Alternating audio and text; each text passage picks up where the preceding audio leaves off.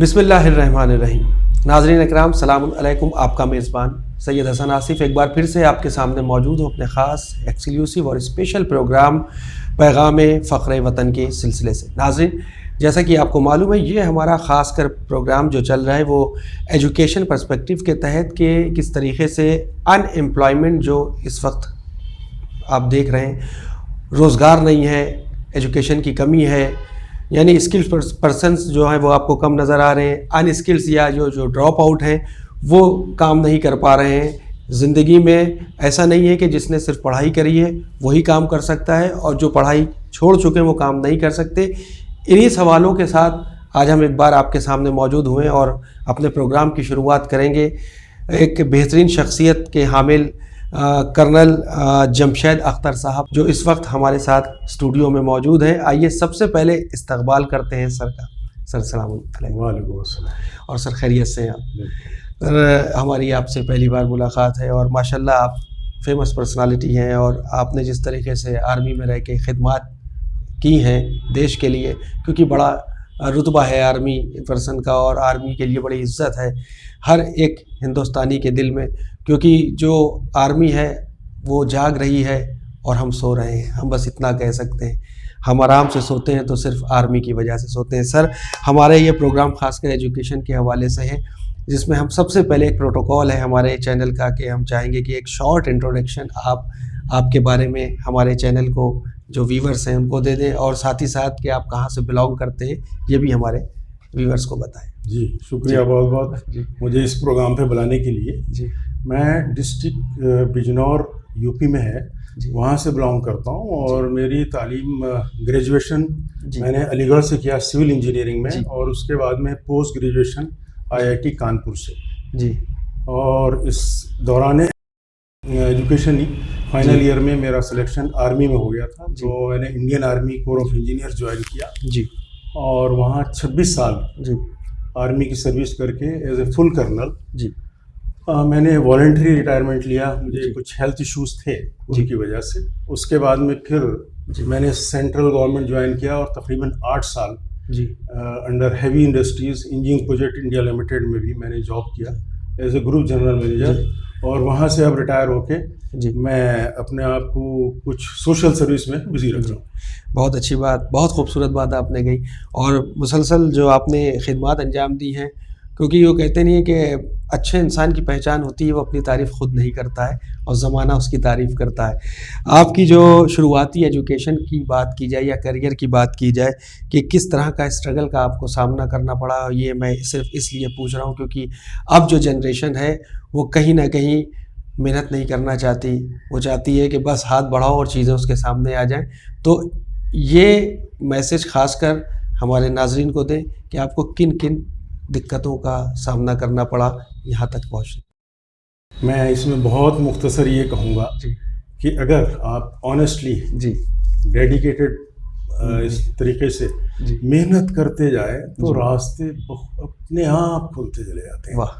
और मैं तो बिल्कुल देहात से आता हूँ और नेटिव प्लेस मेरा विलेज बास्टा नाम है उस जगह का। 8th स्टैंडर्ड में मुझे टीचर्स ने कहा कि स्कॉलरशिप के एग्ज़ाम में बैठ जाओ। मैं उसमें फिर हुआ, मेरा सिलेक्शन हुआ और खुद ही सरकारी अरेंजमेंट से GIC मुरादाबाद वहाँ एडमिशन हो गया। उसके बाद में मैं मेरे के 12th क्लास पूरा करके यूनिवर्सिटी आ गया। यूनिवर्सिटी आकर के इंजीनियरिंग के टेस्ट में बैठा, इंजीनियरिंग में सिलेक्ट हो गया। उसके बाद में जब फाइनल ईयर में था मुझे ये बड़ी गोल थी कि मैं मतलब इमीडिएटली जॉब में चला जाऊं जैसे ही मेरी एजुकेशन पूरी हो। और उसके मद्देनज़र आई अप्लाइड फॉर दी फौज। आमतौर से लोग उसे ज़रा मुश्किल समझते थे, हमारे बैचमेट्स भी बहुत ज़्यादा कीन नहीं थे लोग, but I took the harder option और माशाल्लाह it came out very well. और बिकॉज ऑफ हार्ड वर्क मुझे कभी कहीं ऐसा नहीं लगा कि कोई मुझे रोक रहा है। नहीं, बिल्कुल आप आगे बढ़ते रहे और किसी से कोई सिफारिश या कोई चीज़ की ज़रूरत मुझे तो कभी लगी नहीं। अपनी मेहनत। यस, बहुत अच्छी आपने बात की है। बहुत समझ लीजिए एक ऐसी बात की है कि आज की डेट में ये जो आपने बात की है कि मैंने किसी की सिफारिश नहीं, किसी का रेफरेंस नहीं, कुछ नहीं, आज यही हो रहा है। सिफारिश पहुंच जाए, रेफरेंस पहुंच जाए, स्किल नाम की चीज़ नहीं है। अपने अंदर वो कैपेबिलिटी या वो एम्बिशन जो करना चाहते हैं वो नहीं है, इसके सिलसिले से हमारे नाजरीन को खासकर जो व्यूअर से बताएं। ऑलराइट, तो मैं इस मामले में ये कहूँगा कि जो ये सिफारिश और मतलब ये कि बैसाखी वाली पोजीशन है, ऐसे लोग तो कामयाब कभी नहीं हो सकते। ठीक है, और ठीक है, वन शुड अपनी पूरी मेहनत लगानी चाहिए। और ये भी तय बात है कि ज़्यादातर जगहों पे, मोस्ट ऑफ द प्लेसेस, जो मेरिट है उसको कोई पीछे करता नहीं है। और ये चीज़ बिल्कुल गलत है। सिफारिशी तो एक स्टेप कहीं बंदा ले सकता है, बट सिफारिशी सक्सेसफुल नहीं हो सकते लाइफ में। ये सोचना बिल्कुल गलत है। इस चीज़ को, हार्ड वर्क का तो कोई शॉर्टकट नहीं है। सर, एक बहुत अहम सवाल दिमाग में आता है कि चलिए ये तो हो गई सिफारिश की बात, कि इसमें जो कुछ नहीं करना चाहते, मेहनत कश नहीं है, वो सिफारिश से आगे बढ़ने की कोशिश करते हैं। लेकिन जहाँ पर बात आती है कि जो ड्रॉप आउट स्टूडेंट्स हैं, खासकर 9th या 11th में फेल हो जाते हैं, तो उनके लिए क्या जॉब अपॉर्चुनिटीज़ हैं, और साथ ही साथ जो कहा जाए कि एक ब्रॉड पर्सपेक्टिव होना चाहिए खासकर, उसके सिलसिले से हम चाहेंगे हमारे नाज़रीन को बताएं। मैं अपने आफ्टर रिटायरमेंट कुछ इसी फील्ड में, सोशल सर्विस के फील्ड में आई बीन वर्किंग। एक टीम है हम लोगों की, उसके साथ में काम करते, और इन्हीं इस मसले का हल ढूंढने के लिए हम लोगों ने फील्ड में काफ़ी मतलब ये कि सर्वे किया, गए और पता लगाया, और दो जगह मैंने पर्सनली विजिट करी और आइडेंटिफाई किया कि कुछ ऐसी अपॉर्चुनिटीज़ हैं जिसको आमतौर से लोगों को कम जानकारी है। तो मैं आपको वन बाय वन इसके बारे में तो बता देता हूँ कि government as well as private sector, दोनों जगहों पे ये अपॉर्चुनिटीज़ मौजूद हैं, जहाँ पे ऐसे लोग जो ड्रॉप आउट हो गए या फाइनेंशियल रीज़न से अपनी पढ़ाई आगे नहीं रख पा रहे हैं, नहीं रख पाए, तो उनके लिए गवर्नमेंट की साइड से मैंने एक इंस्टीट्यूट विजिट किया जिसका नाम CPET के नाम से ये कहते हैं, central institute of plastic engineering and technology. ये मुरथल डिस्ट्रिक्ट सोनीपत ऑफ हरियाणा में ये जगह है। वहाँ पे हम लोग गए और जाकर के हमने मुलाकात की डायरेक्टर से, और वहाँ इंस्टीट्यूट में उनसे मिले, उनकी लैब्स, ट्रेनिंग, सारी चीज़ें। तो वहाँ पे हमें ये मालूम हुआ कि 8th स्टैंडर्ड और 10th स्टैंडर्ड के जो कैंडिडेट्स हैं उनके लिए बहुत ही शॉर्ट ड्यूरेशन के कोर्सेज अवेलेबल हैं, जैसे 3 महीने और 6 महीने। और इसमें उनकी ट्रेनिंग एज एन ऑपरेटर, वो मशीन्स के ऊपर काम करा के, जिसमें जो करिकुलम का मेन हिस्सा है वो प्रैक्टिकल नॉलेज है, और बहुत मुख्तसर से 30% थ्योरेटिकल है। तो ये फैसिलिटी वहाँ पे अवेलेबल है। और फिर आगे मुझे मालूम चला कि तकरीबन हर स्टेट में इस तरीके के इंस्टीट्यूट एग्जिस्ट करते हैं, जैसे लखनऊ है, देहरादून, ऑल प्लेसेस, तकरीबन 32 इंस्टीट्यूट इस तरीके के ऑल ओवर दी कंट्री हैं। तो इसमें मतलब जो एंट्री का वो है तरीक़ा वेरी सिंपल, सिर्फ इंडिविजुअल के पास में वो सर्टिफिकेट होना चाहिए। फ़र्ज़ कीजिए उसने 8वीं क्लास पास की है, उसका सर्टिफिकेट हो, और अगर 10वीं क्लास पास है तो 10वीं का सर्टिफिकेट होना चाहिए। और तो बहुत अच्छा है। आज के ज़माने में पेन और आधार वेरी कॉमन, बहुत ही आम चीज़ है। तो जो 8वीं क्लास पास हैं जो लोग, उनके लिए बहुत छोटा एक उन्होंने डिज़ाइन करके रखा हुआ है प्रोग्राम, यानी 3 महीने का। तो वो एक असिस्टेंट लेवल का वर्क है। और जो 10th क्लास पास किए लोग हैं उनके लिए 6 महीने का प्रोग्राम इनके पास है, जिससे उसे पूरा करने के बाद में एक इंडिविजुअल जो है एज ए ऑपरेटर ट्रेंड हो जाता है। और मुझे डायरेक्टर ने ये भी बताया कि इन लोगों का प्लेसमेंट भी इंस्टीट्यूट के थ्रू ही होता है। और अभी तक जो इंडस्ट्री के इनपुट्स हैं उसके मुताबिक इस तरीके के ऑपरेटर्स की काफ़ी डिमांड है। और जो ट्रेनिंग फैसिलिटीज़ हैं उसमें सफिशिएंट नंबर अभी तक इनको सप्लाई नहीं हो पा रहा है इंडस्ट्री को। और इसके जो रिटर्न्स हैं, सैलरी 13,000 से लेके 18-20 तक, यानी कि अगर कोई स्टार्टिंग सैलरी सैलरी एक इंडिविजुअल की जिसने 6 महीने की ट्रेनिंग करके वो जॉब में जब जाता है तो 13,000, 15,000। और ये ड्यूरेशन के ऊपर वो फिक्स करते हैं कि 8 घंटे काम करेगा इंडिविजुअल या 12 घंटे काम करेगा। तो इसमें थोड़े बहुत वेरिएशंस प्लेसेस की वजह से हैं और इंडस्ट्रीज, तो इंडस्ट्री में सभी तरीके के लोग काम कर रहे हैं। जैसे आज के ज़माने में जो ये मतलब गवर्नमेंट की वेरियस स्कीम्स हैं, इंडिविजुअल्स को प्रमोट किया जा रहा है कि मेक इन इंडिया के तहत काफ़ी प्रमोशन है। तो जो बड़ी इंडस्ट्रीज हैं, वेल एस्टेब्लिश्ड हैं, उनमें ज़रा सैलरी ज़्यादा मिल जाती है। जो छोटे हैं अपने साइज़ के हिसाब से उसमें थोड़ा वेरिएशन होता है। बट ख़ास बात यह है कि जॉब अवेलेबल है और जो इंस्टीट्यूट है उनको गवर्नमेंट की ये इंस्ट्रक्शन है कि ट्रेनिंग के बाद में इन स्टूडेंट्स कैंडिडेट्स को प्लेसिंग की भी उन्होंने जिम्मेदारी ली हुई है जी। तो इस तरीके के मेरी नॉलेज में है, कई एक बच्चे गए हैं अभी ट्रेनिंग पूरी करके, वो इस स्टेज में आ चुके हैं जी। तो एक तो ये अरेंजमेंट हुआ अंडर गवर्नमेंट।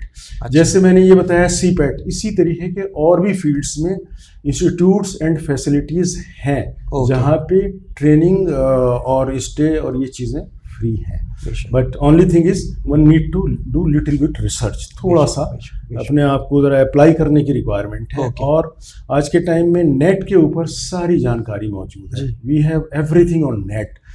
इवन सबके ही पास आमतौर से स्मार्टफोन मौजूद है, इवन उसमें भी सर्च करके वन कैन फाइंड आउट। तो ये चीज़ हो गया। दूसरा, हम लोगों ने जो जानकारी हासिल करी और जो रिसर्च करने में हमारे सामने आया प्राइवेट सेक्टर की तरफ से, एक यहाँ पे हमने पिलखवा, गाजियाबाद के बाद में बड़ी प्रोमिनेंट जगह है पिलखवा प्लेस, तो वहाँ पे हम लोग गए और वहाँ पे हमने L&T का सेंटर विजिट किया, जिसे वो CSTI बोलते हैं, कंस्ट्रक्शन स्किल ट्रेनिंग इंस्टीट्यूट। अच्छा। तो उनके यहाँ पे और भी शॉर्ट ड्यूरेशन का अरेंजमेंट है। अच्छा। वहाँ पे कंस्ट्रक्शन ट्रेड में 8th और 10th स्टैंडर्ड और ITI किए हुए स्टूडेंट्स, इवन डिप्लोमा के लिए वेरियस कोर्सेज हैं।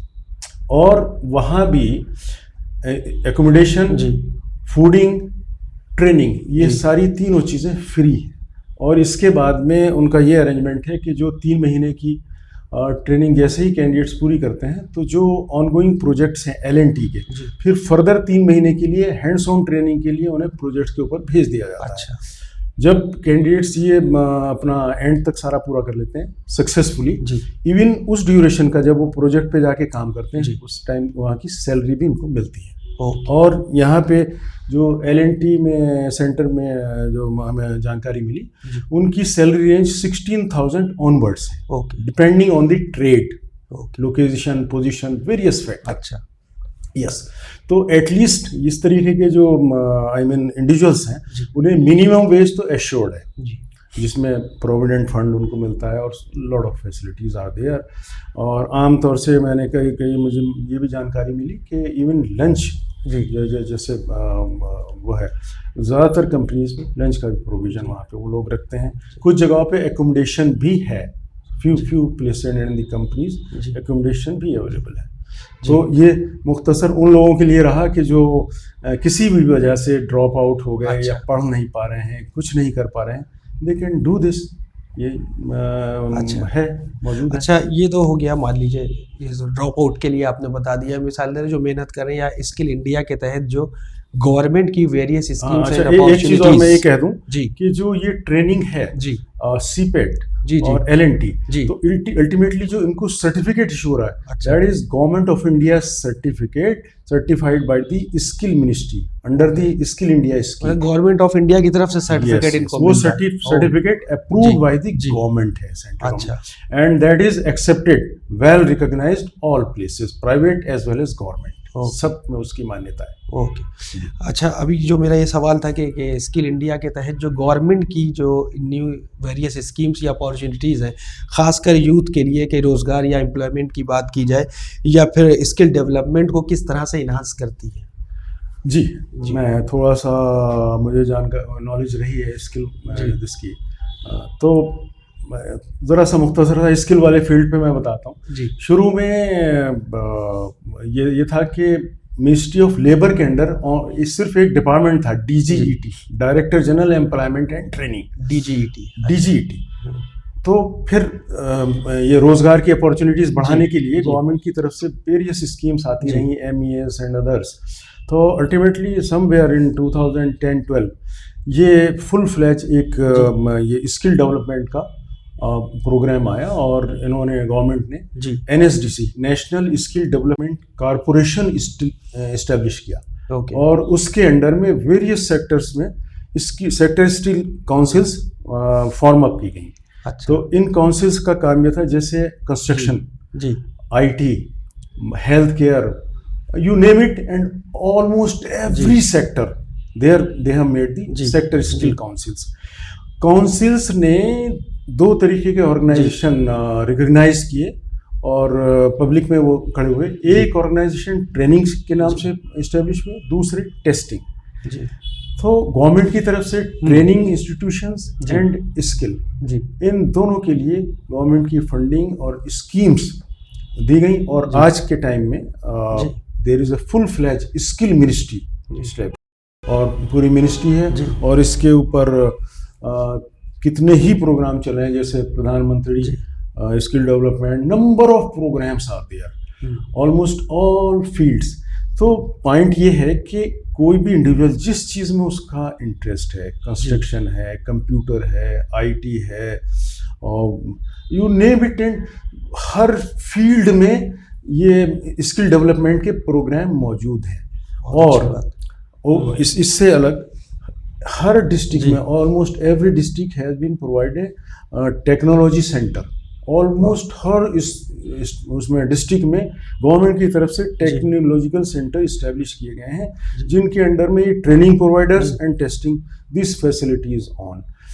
तो एंड में ये आता है कि only individuals have to mobilise there, they have to spare time, yes they have to work, yes point is this, provided people come out।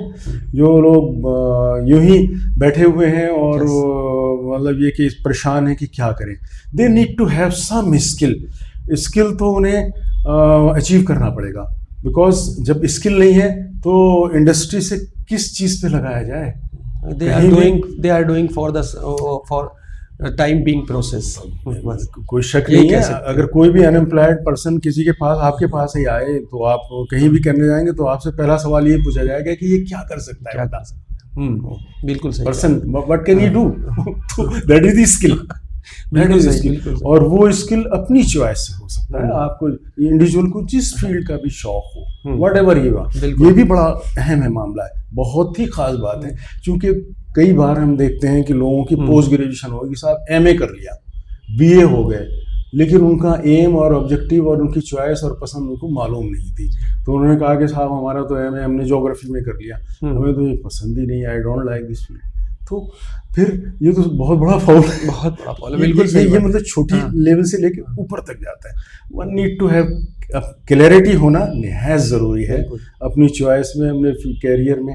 ये लेके और जो इनपुट्स हैं, जो एटलीस्ट तो उसके साथ में अगर एफर्ट लगाई जाए तो यस, कामयाबी ज़रूरी। अच्छा सर, ITI की अगर बात की जाए, ITI कोर्सेज के लिए स्टूडेंट्स को क्या एलिजिबिलिटी क्राइटेरिया और एडमिशन प्रोसेस समझना चाहिए? ये ऑलराइट, मैं ITI के बारे में भी बताता हूँ जी। भाई मैं तो पर्सनली तो इंजीनियर हूँ, तो मेरा फील्ड मतलब ये कि छोटे से छोटे समुद्र कतरों में से कुछ कतरे हैं जो आप हम लोगों तक दे दीजिए, ताकि ये हम लोगों के काम आए, खासकर हमारे जो स्टूडेंट हैं उनके लिए काम आए। लेट मी टेल यू, आज के टाइम में जो हम स्किल की बात कर रहे हैं, स्किल तो एक स्टेप और पीछे से ITI से भी पहले से शुरू हो गया। तो स्किल जिसे हम आम उसमें I mean day to day life में जो हम मिस्त्री या ट्रेडमैन जो हम देखते हैं, तो स्किल वाली बात वहाँ है। अब उसके ऊपर जैसे ही बात चलती है सुपरवाइजरी उसमें कैपेसिटी में, वहाँ से ITI का मैटर शुरू हो जाता है। तो इनके ड्यूरेशंस आमतौर से 2 साल 1 साल का भी होता है। और आज के टाइम में कोई भी ऐसी फील्ड नहीं है जिसमें ITI कोर्सेज नहीं है। Let be computer, ITI draftsman, electrician, plumber, कुछ भी कहें, ये समझें कि there is a number of ITIs, बहुत एम्फेसिस, और private as well as government दोनों तरीके के ITIs अवेलेबल हैं। और अभी जो सिचुएशन इस वक्त जो है सामने, वो ये है कि ITI इवन बगैर, मतलब जिस बंदे ने अब इसकी ITI की एलिजिबिलिटी इवन 8th पास करके भी बंदा ITI कर सकता है। अच्छा। कुछ ट्रेड्स ऐसे हैं जिनमें 8वीं क्लास पर करके भी ITI हो सकता है। अच्छा। लेकिन most of the trades are कि जिसमें 10th पास होना चाहिए, 10th पास करके, और आप अगर उसमें जाके देखें तो even pass person can do ITI। Even competition भी बहुत लिमिटेड जगहों पे रह गया है, because there are lot of ITI candidates की कमी है लोगों को। तो परेशानी क्या है? परेशानी ये है कि जॉब और वो सब तो हासिल हो जाए, लेकिन उसमें टाइम लगाना, वो लोग ज़रा उस पर थोड़े उसमें कंजूसी है, वो नहीं चाहते आमतौर से लोग। तो ये समझे कि हर डिस्ट्रिक्ट में और इवन बड़े शहरों में तो there are number of ITIs, line लगी हुई है, कैंडिडेट्स नहीं है, तो अवेलेबल है। 2 साल का इसका ड्यूरेशन होता है, और उसके बाद में भी यस दे। लेकिन एक जो प्रॉब्लम देखने में आई है वो ये है कि इवन ITI डिप्लोमा डिग्री, आजकल का जो प्रोडक्ट निकल रहा है उसका स्किल में गैप है। हाँ, employability, they are not ready to be employed. उसको भी गैप कवर करने के लिए कुछ इंडस्ट्रीज जो है एडिशनल ट्रेनिंग देना पड़ता है। यहाँ पे पॉइंट लाइज है। एक प्रॉब्लम सामने आ रही है, वो भी एक बड़ी खास प्रॉब्लम है। तो इंडिविजुअल्स को ये बड़ा ज़रूरी है कि फ्रॉम द डे वन ये जो जितनी टेक्निकल चीज़ें हैं ये तो हाथ से करने वाली चीज़ें हैं, इसमें थ्योरी और कथाएं तो है नहीं। बिल्कुल। ITI वाला आदमी हो या डिप्लोमा किसी ने किया है, इंजीनियर है, उसने तो something practical one has to do. तो डे वन से ये चीज़ तो होनी चाहिए कि मुझे सीखना है और जाकर के फील्ड में कुछ करना है। अच्छा, ये सर ITI कोर्सेज के बाद अगर जॉब अपॉर्चुनिटीज़ या करियर पाथ्स के बात की जाए तो इसमें जो जॉब कर रहे हैं उनके लिए तरक्की की राहें कैसे हमवार होगी, कैसे उनकी growth let me tell you. Okay, जो स्किल की स्कीम आई है, स्किल का जो चैनल है, इवन स्किल चैनल एक मिस्त्री से लेके it can go up to PhD, मतलब स्किल में बॉटम टू टॉप। अरे एक पिरामिड है वो, it is going up to PhD। Okay. Skill वाले उनकी क्लास है, class 1 2 3 and it goes up to one. Even skill वाले चैनल से PhD तक भी इंडिविजुअल जा सकता है। अब मैं दूसरी चीज ये बता दूं कि जो डिप्लोमा है, डिप्लोमास ITI जिस इंडिविजुअल ने किया हुआ है उसको लेटरल एंट्री डिप्लोमा में है जी। जो ITI जिसने 2 साल खर्च किए हैं उसको बेनिफिट वहाँ पे मिलता है। इसी तरीके से जो डिप्लोमा वाले लोग हैं वो डिग्री में जा सकते हैं, उनके लिए लेटरल एंट्री अवेलेबल है। जो डिप्लोमा किए वो लोग हैं जिन्होंने 3 साल लगाए, उनको इंजीनियरिंग के सेकेंड ईयर में सीधे एडमिशन सेकेंड ईयर और फर्स्ट ईयर में मिल जाता है। This thing is available. तो जो ये पढ़ाई कर रहे हैं और कैरियर में ये करना है, आई मीन एनहांसमेंट, उसके रास्ते हमेशा खुले हुए अप टू एंड, किसी भी लेवल पे कोई रुकावट नहीं है। बस मैटर ये है कि उनको कुछ काम करना पड़ेगा, उनको हार्ड वर्क करना पड़ेगा, वक्त लगाना पड़ेगा। बहुत अच्छी आपने बात की, यानी बत्ती जलाना पड़ेगी दिमाग की, तभी कुछ कर पाएगा इंसान। ऐसे खाली बैठने से या हाथ पे हाथ रख के ये सोचने से कि सामने वाला तो इतनी ऊंचाइयों पर पहुंच गया, हम क्यों नहीं पहुंचे, उसके लिए हमें भी कुछ करना होगा। ये आजकल का ज़माना, ये आप देखिए, अब माशाल्लाह हमने आपसे बहुत कुछ सीखा इस टाइम। हम जो हमारे नाज़रीन हैं वो चैनल पर खासकर एजुकेशन से रिलेटेड प्रोग्राम बहुत पसंद करते हैं। तो जब तक कि हम कुछ करेंगे नहीं तब तक हम कैसे अपने लिए तरक्की की राहें हमवार करेंगे। गलत राहों में आज जो पढ़े, हम चाहेंगे कि आप एक छोटा सा प्यारा सा मैसेज कि मोबाइल के टाइम चल रहा है, मोबाइल में गेम ना खेल के ITI से रिलेटेड कुछ चीज़ें सर्च नहीं की जा सकती। बहुत सारी चीज़ें हैं। मरहूम डॉक्टर कल्बे सादिक साहब ने एक बात कही कि अगर आलू का ठेला भी लगा के तुम आलू बेच रहे हो और तुम अनएजुकेटेड हो तो तुम्हारा आलू बिकेगा तो, लेकिन तुम्हारे अंदर की जो स्किल है वो बाहर नहीं आएगी। अगर पढ़े लिखे हो के आलू का ठेला लगाओगे तो तुम्हारी इज्जत भी होगी और तुम्हारी तरक्की भी होती रहेगी। तो हम चाहेंगे एक प्यारा सा मैसेज हमारे। बिल्कुल सही, मतलब ये है कि पेरेंट्स तो हमेशा भलाई चाहते हैं अपने वार्ड्स की, अपने कैंडिडेट्स की। तो ये पॉइंट तो ख़ास तौर से कैंडिडेट्स और स्टूडेंट्स के लिए है कि फर्स्टली कामयाबी और सक्सेस के लिए देयर इज़ नो शॉर्टकट। बिल्कुल, एक तो मैटर ये है। दूसरी बात ये है कि हम लाइफ में चीज़ों में बैलेंसिंग करें। अगर हमें एंटरटेनमेंट की रिक्वायरमेंट है उस पर भी हमने कहीं ना कहीं तो थोड़ा लाइन खींचना चाहिए कि सिर्फ एक ही चीज़ नहीं होनी चाहिए। We should have a balance in life. अगर हम बैलेंसिंग करना सोच लें कि हमें अपना कैरियर और अपनी रिस्पॉन्सिबिलिटीज़ ये करना है, तो कोई वजह नहीं है कि एंड तक ना पहुँचे। और दूसरी बात ये है कि हम जब भी अपना टारगेट सेलेक्ट करें तो हम उसमें अपना इंटरेस्ट किसी दूसरे के कहने में हमें आना नहीं चाहिए, और अपना जहन, अपना दिमाग लगा करके हम ये सेट करें कि मेरा टारगेट ये अचीवेबल है, और उसमें यानी कि step by step one can go to any height, लेकिन छलांग लगाने वाला तो वो गिर ही जाता है। बस मैं यही कहूँगा कि मेहनत के लिए कोई शॉर्टकट नहीं है, हार्ड वर्क करें। और जो मेहनती लोग हैं, जितने लोगों के भी आप प्रोग्राम्स देख रहे हैं, कहीं भी आप किसी का भी इंटरव्यू लें, कोई इंसान ऐसा नहीं मिलेगा जिसको मेहनत ना करनी पड़ी हो, जिसने हार्ड टाइम नहीं देखा हो। That is all. Thank you very much, शुक्रिया। बहुत बहुत शुक्रिया सर, आप भी हमारे साथ चैनल विन पर स्टूडियो में मौजूद रहे। आपने अपना बहुत ही कीमती टाइम हम लोगों को दिया, और हम चैनल विन की टीम आपके बहुत बहुत शुक्रगुजार हैं।